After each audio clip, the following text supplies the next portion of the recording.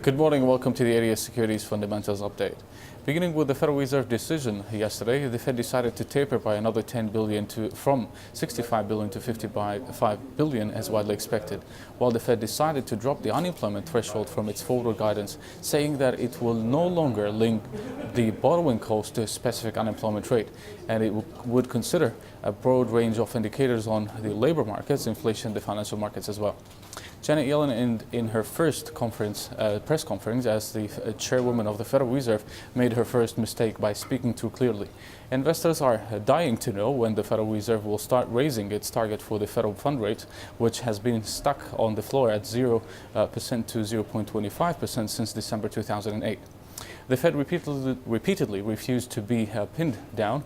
In its statement today, the Fed said, or in its statement yesterday, the Fed said it's likely to be appropriate to maintain the current target range for the Fed fund rate for a considerable time after the asset purchases program ends. Janet Yellen was asked what the Fed meant by considerable time. Usually, the correct answer for this question is we weren't specific for a reason. This is how Ben Bernanke used to answer this question. However, Janet Yellen said this is the kind of term it's hard to be defined by, but I know it probably means something on the order of around 6 months or that type of thing. This is what Janet Yellen said. And this is exactly what been a bit quicker than the market had been expecting. And this comment also sent the equities market into something of a tailspin. As for the Asian session today, New Zealand GDP grew less than expected in Q4 at 0.9% comparing to 1.2% in Q3, while it had been anticipated to grow by 1%. In China also, the Chinese yuan continued to weaken further, trading above 6.22 so far, which also led to another sell-off in the Aussie dollar, which tumbled to 0.90. Going forward to the European session today, we will be focusing on a few economic news from Switzerland, Germany and the UK. Switzerland trade balance surplus may narrow to 2.47 billion in February, down from 2.59 billion.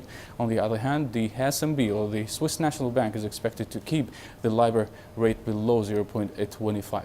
In Germany, PPI may rise by 0.2% in February, comparing to a decline of minus 0.1 in January. And finally, UK CIB industrial order expectation set to rise to 5 in March, up from 3 in February.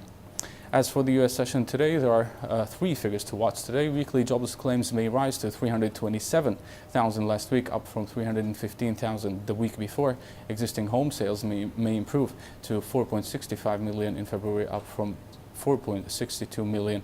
And finally, Philadelphia or Philly Fed Manufacturing Index may recover to 4.2 in March, comparing to a decline of 6.3 in February. This is it for today. You can follow us on our social media sites, Twitter, Facebook and YouTube, to get the latest economic releases, reports and analysis. Thank you for watching.